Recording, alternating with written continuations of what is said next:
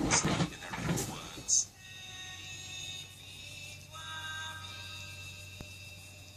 We're left with a history written by the winners, which has warped our entire view of the ancient world.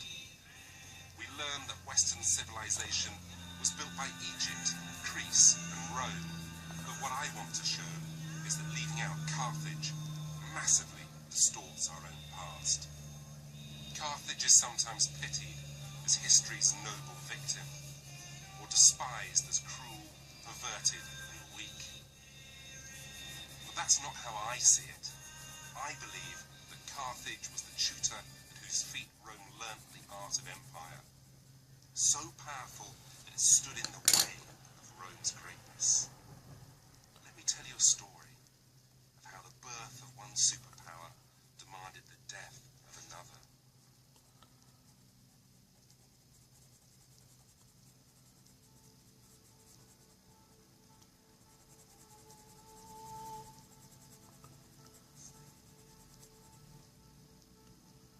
I've been coming to Tunisia for over 10 years now, but I still find the Holocaust of Carthage utterly sobering. The Romans were lethally efficient, so there's almost nothing of ancient Carthage now. But if you look hard, you can still see its ghosts. In the sprawling suburbs of modern-day Tunis, which show the sheer size of the old city foundations that lie directly below and cover 20 square miles. In today's white houses, just like the 6-story buildings of the ancient city, apart from their domes. In the faces of living people, many Tunisians today may carry the genes of the Carthaginians, mixed descendants of Middle Easterners and the Berbers of North Africa.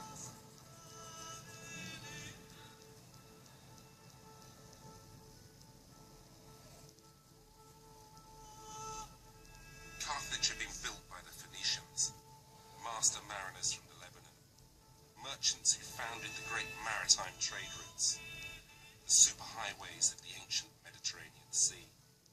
And for an encore, it gave the classical world its first alphabet. But even they would soon be eclipsed by their African-born descendants, the Carthaginians. By 500 BC, Carthage was the richest metropolis the Mediterranean world had ever seen. Into its markets flowed precious metals, jewels, fine cloth, and spices.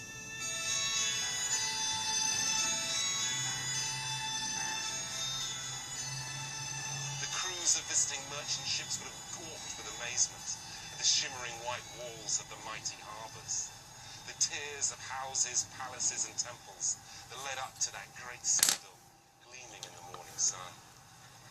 But more than their glorious metropolis, the Carthaginians' most lasting achievement was what they did to the Western Mediterranean.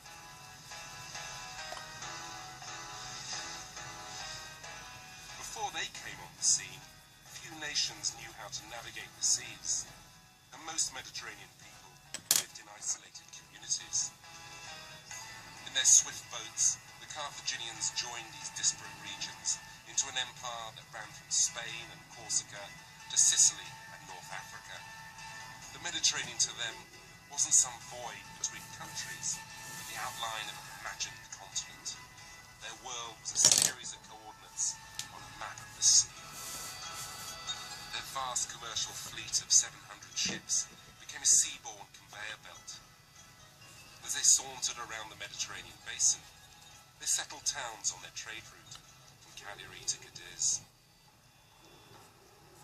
Cities that cradled harbours, like Palermo with its superb working port.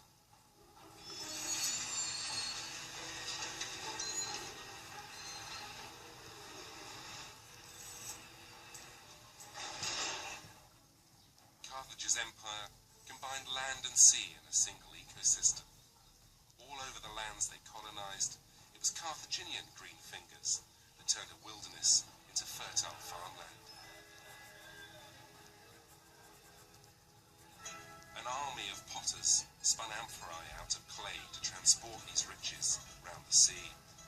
These containers were filled to the brim with olives and olive oil, grapes, wine and grain.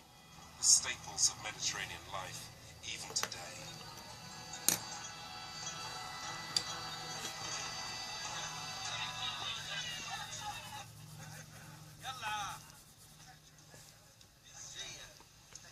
Carthage helped to create a trans-Mediterranean culture. I'm always struck as I visit the lands of the Mediterranean basin by the similarities in lifestyle from here in Tunisia to Sicily and Spain. Forget the idea of the Western Mediterranean as a European sea.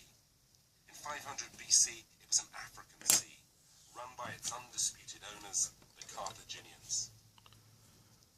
Carthage was the lord of the Western Mediterranean. It had no rival. And Rome? Well, Rome was just a small city-state in central Italy. You wouldn't have even mentioned them in the same breath.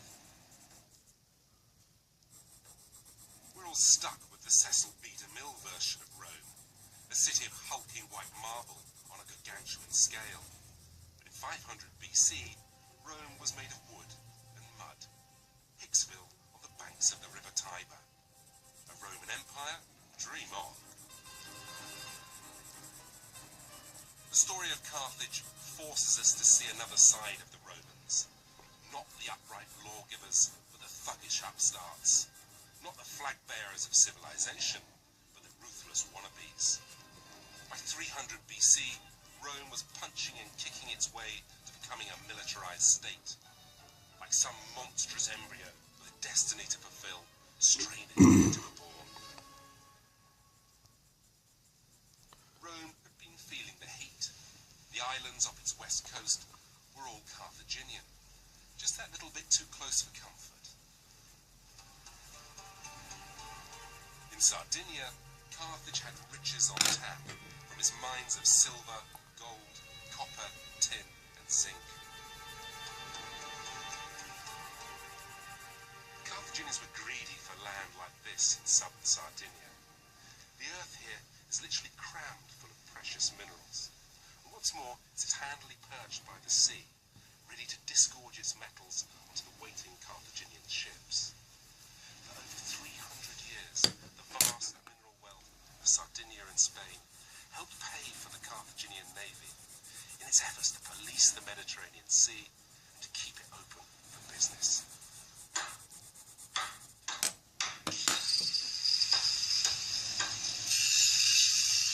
Control of the sea was what counted. As rivals developed naval fleets, the Carthaginians stayed way ahead of the game. Their ships could be assembled in the turn of a tide because they were made in kit form, with the instructions written directly onto the wood. It was an inspired, visionary design that would one day contribute to Carthage's downfall.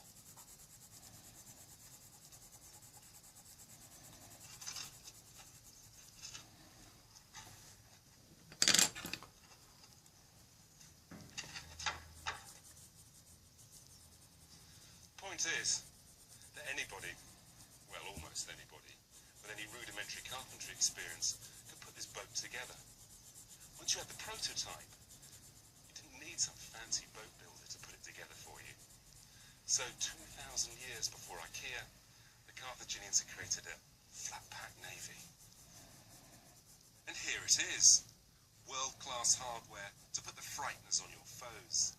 Carthage's fleet of giant battleships could outpace and overwhelm any other on the Mediterranean. Halcyon days for Carthage, but they'd failed to hear the distant rumblings from Italy over the sea. Rome, that small, insignificant city-state, had, after a long series of bloody wars, subjugated the whole of central Italy. Rome was on the up, but still nothing more than a small regional power. Nothing for the Carthaginians to worry about, or so they thought. But Rome had become a contender. Its legions were creeping southwards, devouring land in their path, city by city, state by state. While the Carthaginians revelled in their success, envious eyes were beginning to size up their good fortune.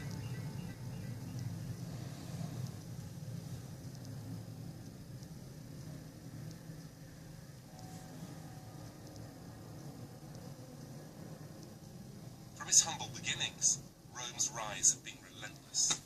By the 3rd century BC, it had bulldozed its way through Italy with determination, luck, and overwhelming force. It wasn't long before the snarling supremacists of the land cast around for a new challenge: the sea. Carthage's days of having the Mediterranean to itself were over. By 275 BC, Rome had conquered virtually the whole of Italy, and now she started jealously eyeing up those lucrative southern trade routes which Carthage controlled. But before she could mount a serious challenge, she had to conquer the sea.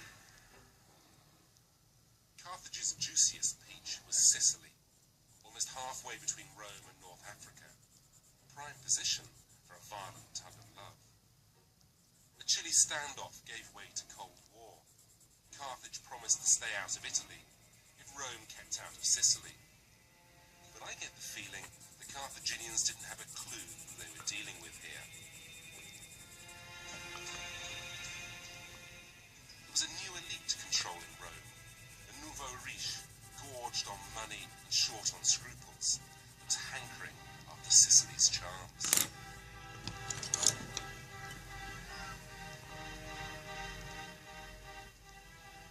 See why at this superb archaeological site, a Carthaginian settlement on the small island of Motia, off the west coast of Sicily. The community here was running a lucrative staging post for Carthaginian ships circling the Mediterranean. There were good reasons why Rome wanted Sicily so badly. Rome was governed by fear. Sicily was only a short hop away from mainland Italy. Places like this dock at Motia, were fantastic for making sure that Carthaginian ships could be rearmed and restocked for a potential strike on the Italian mainland. Another reason for Rome's aggression was greed. The businessmen turned politicians who now controlled Rome had originally made their fortunes through trade in the southern Mediterranean, and one of their best customers had been Carthage. Now the thinking was that if they controlled places such as this, they'd be able to flood North Africa with their produce. And so fear and greed, Rome's belligerent twins, took their first swipe at Carthage's empire, 264 years before Christ. History calls it the First Punic War. But to me, it's more than just another ancient conflict. It was unparalleled in its savagery, and it lasted 25 years. But more than this, it marked Rome's blood-soaked birth as an empire. And now in the very waters where Roman and Carthaginian ships once fought, in a war that irreversibly changed the balance of power in the Mediterranean. The First Punic War was a real turning point for the Roman Empire. Rome, traditionally a land power, at last found her sea legs. But it was a close-run thing. Just listen to this for a scorecard. They lost 700 ships compared with the Carthaginians' 400. And they lurched from disaster to catastrophe. And one Roman admiral, frustrated because the sacred chickens that were meant to augur luck were off their feed, tossed them overboard, saying, well, if they're not hungry, perhaps they'd like a drink instead. He went on to preside over the biggest naval disaster that Rome ever suffered, losing the whole of his fleet. But in what must be one of the most bitter ironies in ancient history, was the Carthaginians who inadvertently turned Rome into a major sea power. The course of the war was about to change. By incredible luck, a Carthaginian warship strayed into Roman waters. Capturing the ship, Rome now had an unbelievable opportunity to learn how to build the best battleship on the sea. Roman boatwrights immediately took it apart, discovered that every timber was marked with a letter. With lightning speed, the Roman Navy copied the ship, plank by plank, nail by nail, thanks to those instructions so helpfully left by the Carthaginians. And in no time at all, Rome had built an identical navy. A staggering